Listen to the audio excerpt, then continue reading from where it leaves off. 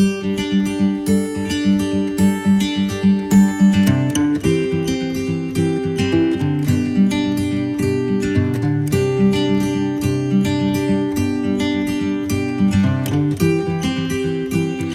day, everyone, and welcome to Good Vibes Book Club. This is where we discuss an awesome and a brilliant read each and every week. Join the journey of mind wealth, life transformation, and inspiration found in reading books. This week, we have been following the journey of the Alchemist into him finding his treasure. The Alchemist is actually a brilliant novel narrated in a manner that we continue to learn, valuable lessons from as we follow the journey along. It has been translated into 56 languages and has sold more than 20 million copies worldwide. Yep, it is such a brilliant read. A lot of people can agree to that. We follow the story of a young man by the name Santiago.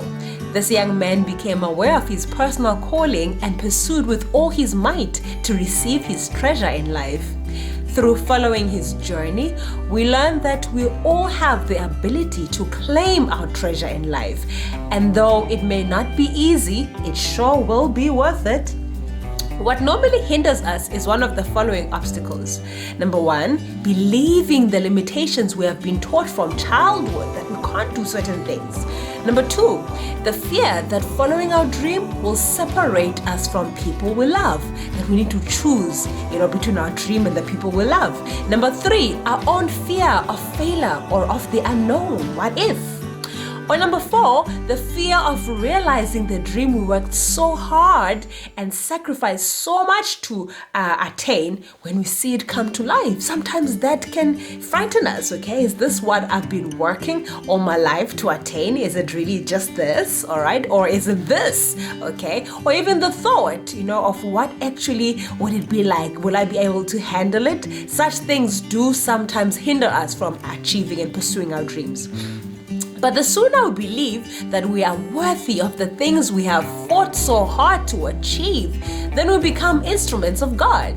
We tap into what Paulo explains as the soul of the world. The young boy Santiago had always wanted to travel the world, and upon noticing this edge, his dad had shared that shepherds are the ones who get the opportunity, as they are always out and about with their sheep. Now this response, though unplanned by his father, turned the boy to being a shepherd. He received his father's blessing alongside his inheritance, and then he left. He loved reading books too, and had made it a habit to read and exchange the books he read as he continued to travel with his sheep. He took very good care of his sheep, and he knew them so well, to an extent that their sleeping and their waking patterns were in sync, him and his sheep. And he always knew how to spot the best places to feed them, and protect them from harm's way. His sheep were his life. He fancied the daughter of a merchant where he went to sell his sheep's wool. Because of his attraction to her, he always looked forward to going to the merchant's shop every year to sell his sheep's wool, and in hope that he could meet the girl that he fancied. Well, the merchant's daughter. So that also drove him to go in there a lot more often. Well, this time round, the shepherd was bothered, the shepherd boy, Santiago, he was bothered by a dream that repeated itself in his mind. The intensity and repetition of this dream made him make a visit to a woman known for interpreting dreams. Though her mannerisms resembled those of a gypsy, and though she made him slightly uncomfortable at first, he stayed to hear what her interpretation of his dream would be. The woman made him realize that dreams are the language of God and that she doesn't guarantee interpreting all dreams. She shared that some dreams are from the soul and that the interpretation comes directly to the dreamer. He then shared that he dreamt of a young child playing with his sheep and later holding both his hands and showing him the Egyptian pyramids. The child in his dream said, "If you come here, you will find a hidden treasure." To this he woke up each and every time. The woman believed in him and in his dream and said she won't charge him, but wants a 10% portion of his treasure once he finds it. Naturally, Santiago was pleased to keep the money he had and, promised to repay once he found his treasure. So the boy went back to his flock, and after seeing their needs, he continued reading. An old man sat beside him and tried to strike a conversation with him. And though skeptical of conversing with him at first, the boy soon learns that the old man is indeed knowledgeable and intriguing, and that he even knew what he was thinking. Further conversation made him realize that he was seated beside Melchizedek, the king of Salem. Okay, now this definitely intrigued Santiago. All this didn't mean anything to Santiago until the old man, the king, shared that he knows how he can get to his treasure. This caught Santiago's attention, and the king said, give me 10% of your sheep and I will tell you how to get to the hidden treasure. So Santiago didn't believe this and assumed that this man may have been sent by the gypsy woman, and he became more irritated. The king, however, rolled something on the floor that it momentarily blinded him, and when Santiago looked, the names of his parents had been written on the sand. He also saw that some secrets he hadn't told anyone were written on the sand. His main question was, though, why a king would want to talk to a shepherd boy? Well, the old man, the king, shared a lot of captivating insight. He shared that when you want something so hard, the universe conspires in helping you achieve it.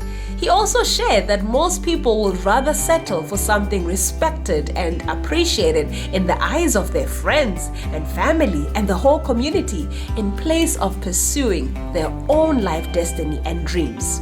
He shared that he can see the boy is trying to realize his personal legend, but that he's also almost giving up and yielding to what society expects of him. He encouraged Santiago to never give up pursuing his dream. The boy opted to promise giving the king 10% of his treasure in place of 10% of his flock. Well, to this the king replied that if you start out by promising what you don't have yet, you'll lose the desire to get it. So the boy was caught between something he had become accustomed to and something he wanted to have. The boy was finally convinced, and he gave the king 1/10 of his flock, and the king gave the boy 2 precious stones, namely Urim and Thummim. He explained that the boy needs to follow the omens, and if omens were not clear, he could use the stones, the black Urim to signify yes and the white Thummim to represent no. But if you can try, make your own decisions, said the king. It's very important that you make your own decisions. Santiago also received a buyer who purchased the rest of his flock that day and was now ready to embark on a journey to the Egyptian pyramids where his treasure lied. The king bid him off with a story of a shopkeeper who wanted to teach his son the secrets of happiness and sent his son to the wisest man in the world. Well, at that time, the son had to wander through the desert for 40 days, and upon arrival, he had to wait 2 hours before he could see the wisest man. After hearing the young boy's request, the wisest man then said to the young man he was busy and that the boy can look around his mansion in the meantime, and he will attend to him about 2 hours later. The wisest man also asked that the boy carry a spoon with droplets of oil and take care not to spill it as he looked around the beautiful mansion. 2 hours later, the boy returned, and the wisest man asked if he saw some of the fine details in his mansion, the finely carved wood, the artworks, the architecture, the linen.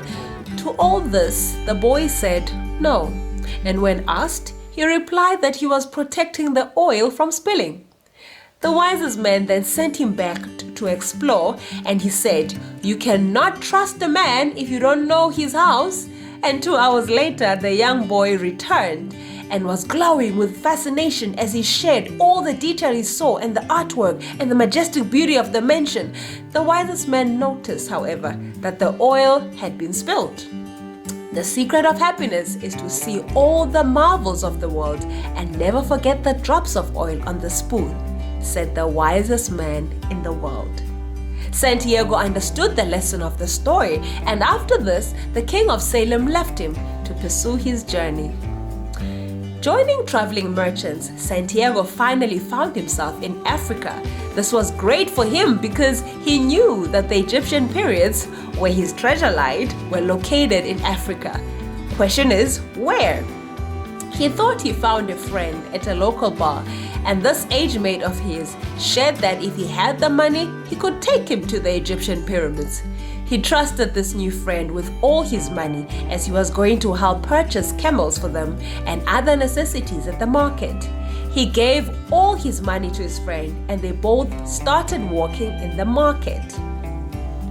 With just a blink of an eye, he had lost his new friend as well as all the money he had. He tried to chase where he assumed he went, but soon realized that the large crowd of people in the market made it especially easy for the friend to escape. This was the biggest loss he suffered. He couldn't believe what had happened to him. He soon realized that this was no joke and that he indeed was stuck in a foreign country with nowhere to go. He started looking for a job and slowly worked himself to polishing glasses at a glass shop. Well, the shop owner wasn't hiring, but he knew he needed to work to make money, and he felt he could do a better job at making the glasses shinier.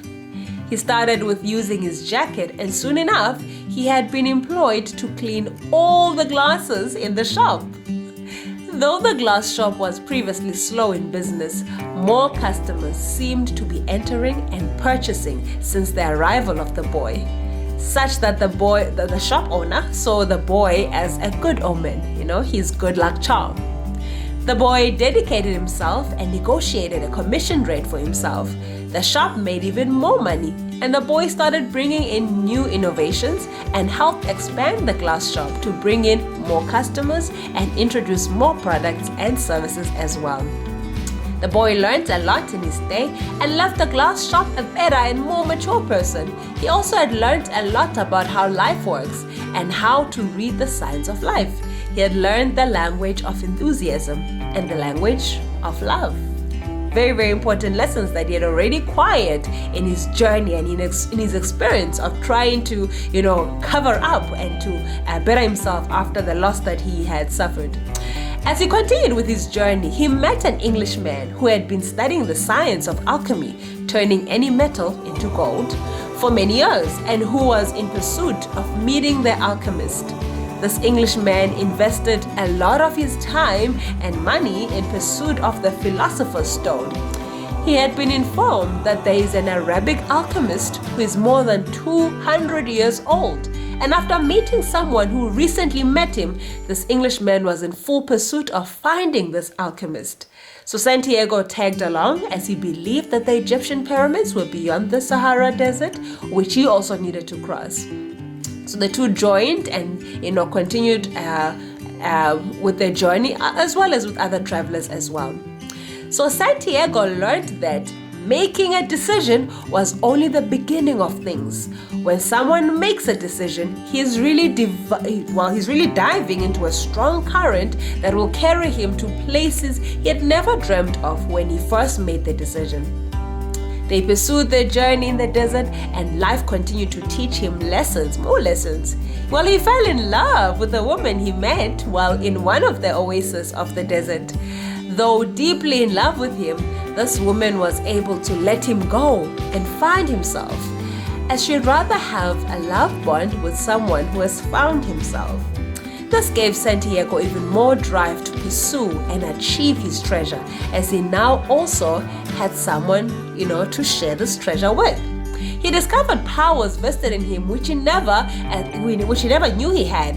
As he continued to survive in life in the desert, he learned the language of the desert, and he learned to tap into his inner greatness, his greatness within. He almost lost his life, but he ultimately gained his life. He gained more appreciation of life, his treasure, as well as the love of his life. Is it easy to pursue our purpose in life? Absolutely not. But is it worth it? Most definitely. These are some of the things we learned from reading the book The Alchemist, and that sums up my review also of The Alchemist. The novel is well written and carries deeper meaning in its delivery. Every word, honestly, every word is carefully thought through. It is such a brilliant read and I highly recommend it. I would also definitely love to hear your views and experience of reading this novel. Okay, well, join us next week as we share our findings while reading The 5 a.m. Club by Robin Sharma. Okay, have a good one. Take care.